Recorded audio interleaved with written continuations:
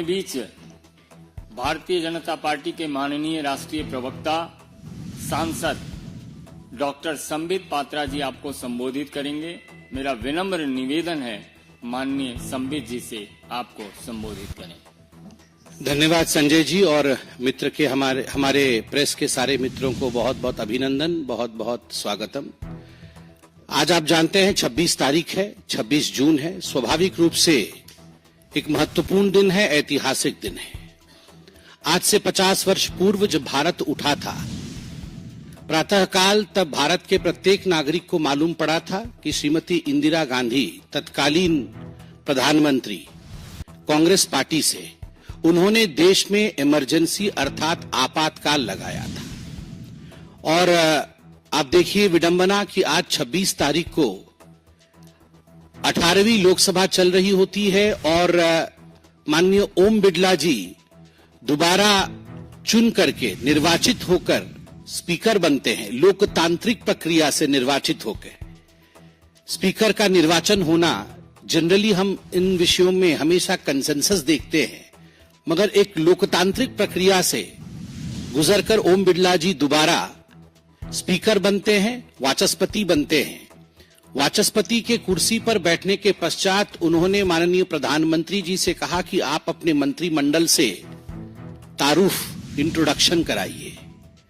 माननीय नरेंद्र मोदी जी अपने मंत्रिमंडल से इंट्रोडक्शन कराते हैं, अपने कैबिनेट से इंट्रोडक्शन कराते हैं और उसके पश्चात हमारे स्पीकर वाचस्पति उन्होंने इमरजेंसी के विषय में कहा। इसमें कोइंसिडेंसेस क्या क्या है देखिए। 26 तारीख का कोइंसिडेंस है कैबिनेट का। जब 50 वर्ष पहले 26 तारीख को प्रातःकाल भारतवर्ष को पता चला था कि इंदिरा जी ने देश में आपातकाल लगाया है, उस समय आपको जान के आश्चर्य होगा, केवल भारतवर्ष को ही आश्चर्य नहीं हुआ था, इंदिरा जी के कैबिनेट को भी आश्चर्य हुआ था, क्योंकि इंदिरा जी के कैबिनेट को भी मालूम नहीं था कि आपातकाल लगा दिया गया है। 25 और 26 के मध्य रात्रि के आसपास चिट्ठी भेज करके इंदिरा गांधी जी ने बिना अपने कैबिनेट के सहमति के उन्होंने राष्ट्रपति से हस्ताक्षर करवाए थे। अगले दिन कैबिनेट की बैठक हुई और पोस्ट फैक्टो उस रिजोल्यूशन को एडॉप्ट किया गया, जिसके विषय में आज ओम बिड़ला जी ने बताया कि पोस्ट फैक्टो पाप करने के बाद उस पर मोहर लगवाने का काम इंदिरा गांधी जी ने अपने कैबिनेट से कराया। लोकतांत्रिक तरीके से स्पीकर का चुनना, सारे कन्वेंशन को ताक पे रख के भारतीय जनता पार्टी और एनडीए के सदस्यों द्वारा कल अपील करने के पश्चात भी कि कन्वेंशन नहीं है, स्पीकर पे इलेक्शन नहीं होता है, चलिए मिलके चलते हैं, एक लोकतांत्रिक तरीके से निर्वाचन होता है। और दूसरा अहम विषय है कि कैबिनेट का इंट्रोडक्शन होता है और कैबिनेट को साथ लेकर चलने की बात प्रधानमंत्री नरेंद्र मोदी देश के सामने टीवी पर पूरा देश देख रहा होता है। तारीख वही है, 50 वर्ष पहले सदन के पटल पर बिना कैबिनेट के अनुमति के आपातकाल लगाया जाना, और वह भी इंदिरा गांधी जी द्वारा। आज यह जो पूरी प्रक्रिया हुई है, मुझे लगता है इसने सबको बहुत कुछ सिखाया है। निंदा प्रस्ताव लाया गया, ओम बिड़ला जी ने निंदा प्रस्ताव रखा।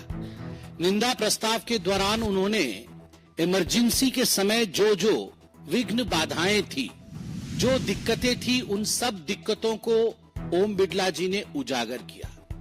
उन्होंने याद दिलाया कि किस प्रकार से मीसा कानून में परिवर्तन करके नेचुरल जस्टिस को बाधित किया गया था, हजारों लोगों को किस प्रकार जेल में डाला गया था। और मैं बता दूं, 1,40,000 लोगों को जेल में डाला गया था, लगभग 22 कस्टोडियल डेथ्स हुई थी। और जिन लोगों को जेल में डाला गया था, आप तो अटल बिहारी वाजपेयी, आडवाणी जी और जो हमारे जनसंघ के लोग थे, नेता थे, उनके नाम से आप अवगत हैं।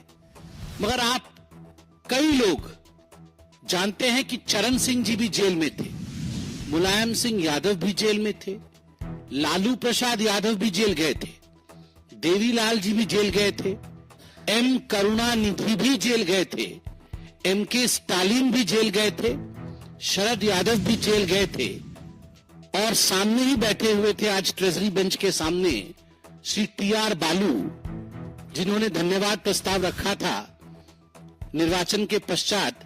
टी.आर. बालू साहब भी जेल गए थे इमरजेंसी में। विडंबना देखिए, जैसे ही निंदा प्रस्ताव इमरजेंसी के ऊपर ओम बिड़ला साहब रखते हैं, तुरंत कांग्रेस के जो सदस्य हैं वो सारे खड़े हो जाते हैं, हो अल्लाह शुरू कर देते हैं कि ये अनडेमोक्रेटिक है, ये उचित नहीं है, काहे का इमरजेंसी, कौन सी इमरजेंसी, हाय हाय तौबा तौबा, सब शुरू हो जाती है। वेल के तरफ कांग्रेस के एमपी भागते हैं। मैं पीछे बैठा हुआ था, मैं भी देख रहा था आश्चर्य से कि कांग्रेस के सारे लोग तो भाग रहे हैं, मगर समाजवादी पार्टी के लोग सब बैठे हुए हैं। राहुल गांधी बगल में बैठे हुए हैं और ठीक उनके बगल में अखिलेश यादव बैठे हुए हैं, बीच में टी.आर. बालू बैठे हुए हैं। राहुल गांधी जी को मैं देख रहा था, राहुल गांधी जी उठे या ना उठे, चिल्लाएं या ना चिल्लाएं, वो एक बार अखिलेश जी को देखे, एक बार अपने लोगों को देखे। सारे लोग उनके खड़े होकर चिल्ला रहे हैं, वो उनको देखे, फिर अखिलेश जी को देखे, फिर टी.आर. बालू जी उनके बगल में ही है। दादी माँ ने क्या किया था टी.आर. बालू जी का, तब राहुल जी को याद आ जाए। फिर पीछे देखे तो टीएमसी वाले नजर आए, समाजवादी पार्टी वाले नजर आए। राहुल जी कभी खड़े होने की कोशिश करे, फिर दबा के अपने आप को बैठ जाएं। ये परिस्थिति इंडिया अलायंस की आज जो हुई है पार्लियामेंट के अंदर, ये तभी होती है जब आप अन्यायी होते हैं, अन्याय का साथ देते हैं और बड़ा न्यायवान दिखने का प्रयत्न करते हैं। ये कांग्रेस पार्टी न्यायवान दिखने का प्रयत्न कर रही थी। कैसे? संविधान की प्रति खरीद के लाकर हाथ में पकड़ रही थी और संविधान बचाओ के नारे लगा रही थी। राहुल जी, संविधान की प्रति खरीद के लाके हाथ में पकड़ने से संविधान नहीं बचता है। संविधान के प्रति हृदय में सम्मान होने से संविधान बचता है। 42nd अमेंडमेंट क्या था? 38, 39, 40, 41st and 42nd Amendment. These were the amendments which were made in the Constitution of India during emergency by Srimati Indira Gandhi. What was the 42nd Amendment? 42nd Amendment was the worst amendment ever made to the Constitution of India, in which all the powers of Supreme Court were repealed, in fact. Supreme Court was stripped of many of its powers. Supreme Court could not review if there was anything against the fundamental rights of the citizens of India. Supreme court प्रधानमंत्री, राष्ट्रपति और vice president के खिलाफ electoral जो petitions होते हैं उन पे सुनवाई नहीं कर सकती थी। प्रेस फ्रीडम को गड्ढे में डाल दिया गया था। आप सबको याद होगा कि उस समय कोरा सिस्टम, जो कोरम होता है, कोरम पार्लियामेंट को बैठने के लिए और बिल पारित करने के लिए एक कोरम होता है। इतने लोग होंगे तभी जाके किसी बिल पे चर्चा हो पाएगी और वो जाके कानून बनेगा। असेंबली में भी कोरम होता है। 42nd अमेंडमेंट कैंसिल्ड द कोरा। एक भी व्यक्ति अगर सदस्य मौजूद है और उसकी इच्छा है कि हम संविधान को बदल सकते हैं, तो वो एक सदस्य संविधान को बदलने की क्षमता रखता था। They finished the Kora system. आप देखिए the basic structure of constitution, there is something called as basic structure of constitution. जैसे हमारे जो हार्ड मांस के शरीर में एक बेसिक स्ट्रक्चर है जिसको हम स्केलेटन कहते हैं, उसके चारों तरफ हार्ड मांस का ये शरीर है। ठीक उसी प्रकार भारत के संविधान का एक बेसिक स्ट्रक्चर है जिसको मौलिक अधिकार कहते हैं, उसके चारों तरफ भारत का संविधान है। For the first time during the emergency, Indira Gandhi ji ने स्पष्ट शब्दों में कहा, there is nothing called as basic structure of constitution, it is invented. We can do away with the basic structure of the constitution. संविधान के बेसिक स्ट्रक्चर को छोड़ा जा सकता है, ये पहली बार इंदिरा गांधी जी ने कहा था और ये 42nd अमेंडमेंट में रिफ्लेक्ट करता था। जो लोग भारत के संविधान को हाथ में पकड़ करके कल शपथ ले रहे थे और संविधान बचाओ के नारे लगा रहे थे, आज वो असमंजस में दिख रहे थे। जब समाजवादी पार्टी के लोग उनका साथ नहीं दे रहे थे, टीएमसी के कार्यकर्ता और सांसद उनका साथ नहीं दे रहे थे, ये परिस्थिति आज सदन के अंदर देखने वाली थी। जब माननीय ओम बिड़ला जी ने कहा कि जो लोग जेल गए थे और जिन परिवारों की क्षति हुई, जिन लोगों ने दूसरे स्वतंत्रता के युद्ध में भारत को स्वतंत्रता दिलाया, उन सब परिवारों के प्रति हम संवेदनशीलता दिखाएंगे, उनके लिए 2 मिनट के लिए मौन रखते हुए खड़े होंगे और उनके लिए प्रार्थना करेंगे। तो आप देखिए, कांग्रेस के लोग, कांग्रेस के सदस्य जो लगभग वेल तक आ गए थे, वो तभी भी हुड़दंग मचा रहे थे, चिल्ला रहे थे, नारेबाजी कर रहे थे, मगर समाजवादी पार्टी के लोग खड़े थे, टीएमसी के लोग शांति से खड़े थे, डीएमके के लोग खड़े थे। इन सब को खड़े देख राहुल गांधी को भी अंततोगत्वा खड़ा होना ही पड़ा, असमंजस में कि करूं भी तो क्या करूं। सत्ता की भूख, याद रखिए, उस समय भी इंदिरा गांधी के मन में सत्ता की भूख। 1971 में करप्ट इलेक्शन प्रैक्टिसेस के लिए जब इलाहाबाद हाई कोर्ट में केस गया था और इंदिरा गांधी केस हार गई थी, तब अपने सत्ता के भूख के लिए कांग्रेस पार्टी ने देश पर इमरजेंसी आपातकाल लगाया था। और यही सत्ता की भूख राहुल गांधी और गांधी परिवार का आज इंडी अलायंस को डगमगा रहा है।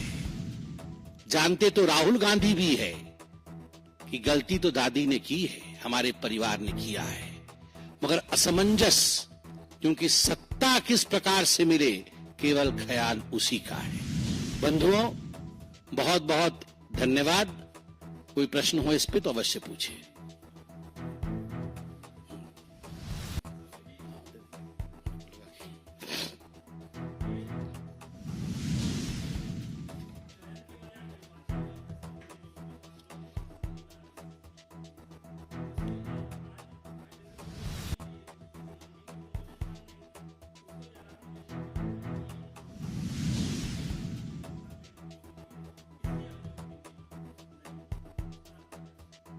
ये तो बहुत ही गजब की बात हो गई है।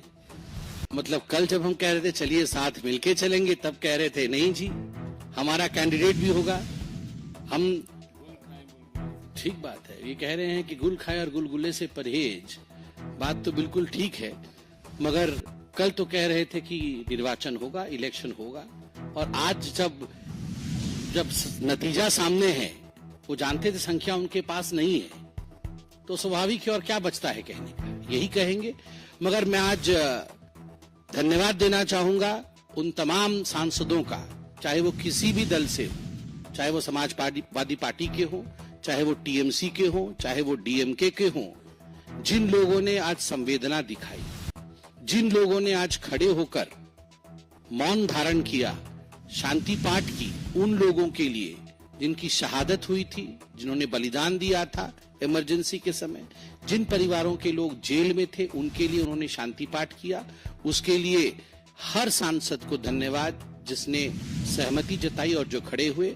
और मैं आज धन्यवाद देना चाहता हूं बतौर प्रवक्ता, हम दोनों यहां मौजूद हैं, हमारे राष्ट्रीय अध्यक्ष माननीय जगत प्रकाश नड्डा जी को। उन्होंने भी पूरे इस विषय को ट्वीट करके न केवल हम सबके बीच में जागरूकता रखी है, अपितु स्पीकर साहब ने जिस विषय को जागरूक किया, जिस विषय को हमारे समक्ष रखा, उस विषय को पार्टी की तरफ से पुरजोर समर्थन भी दिया है।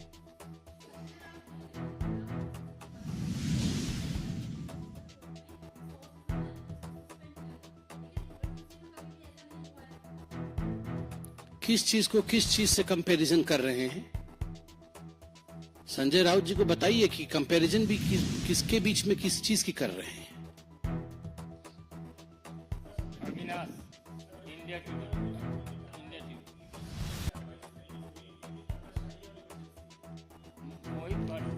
नहीं, ठीक है, पूछ लीजिए, दोनों पूछ लीजिए।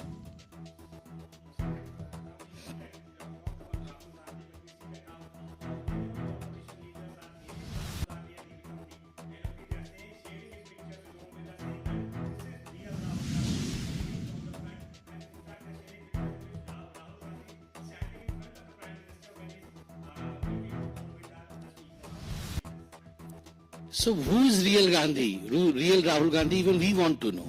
So all these years, I mean, 2 terms that Rahul Gandhi we were seeing since 2014 till 2024 was that unreal Rahul Gandhi and a fake Rahul Gandhi. That today suddenly all these people have started saying that today's Rahul Gandhi is real Rahul Gandhi, and he's leading from the front. I mean, they've always been saying that Rahul Gandhi has been leading from the front. But it leads us nowhere. That's the problem. I mean, Rahul Gandhi leading the Congress party from the front leads the Congress party nowhere. हाँ, आपने अरविंद केजरीवाल जी पे सवाल पूछा था. अब madam Kejriwal ji ने कहा है कि ईडी सीबीआई जो कर रही है वो तानाशाही है. अब बताइए वो क्या कहेंगी? वो ये तो नहीं कहेंगी बहुत बढ़िया हुआ जी, जो हुआ सब बढ़िया हुआ. जानती तो मन में है सब कुछ वो. अब अच्छा तो बोल नहीं सकती हैं. एक्साइज स्कैम में, लिकर स्कैम में श्री अरविंद केजरीवाल जी ने घोटाला किया है. दस्तावेज है, कोर्ट ने उन्हें जेल भेजा है. सीबीआई ने दस्तावेज दिखा करके कोर्ट में उनको अरेस्ट किया है. तो स्वाभाविक रूप से देश की प्रक्रियाओं के अंतर्गत काम चल रहा है. तो इसमें तानाशाही कहां से है? अब वो क्या करेंगी? अब देखिए, पूरे विश्व में आप अब देखिए किसी को भी जो चोरी में या डकैती में पकड़ा गया हो, उसकी माताजी से या पत्नी से या पिताजी से पूछिए कि आपका बेटा, आपका पति वो जेल में है, ठीक है? तो वो बोलेगा नहीं, बदमाश है ये आदमी, पकड़ के ले गया. हमारा पति तो बहुत अच्छा है, हमारा बेटा तो बहुत अच्छा है, बहुत भोला है. तो हर कोई बोलता है. राबड़ी जी भी हमेशा बोलती थी कि लालू जी तो बहुत अच्छे हैं, बेकार कर ले गया उनको, बहुत अच्छे आदमी, कोई पैसा नहीं खाया, कोई चारा नहीं खाया. वो भी जेल गए. अरे खराब काम करिएगा तो जेल ही जाइएगा. बहुत बहुत धन्यवाद.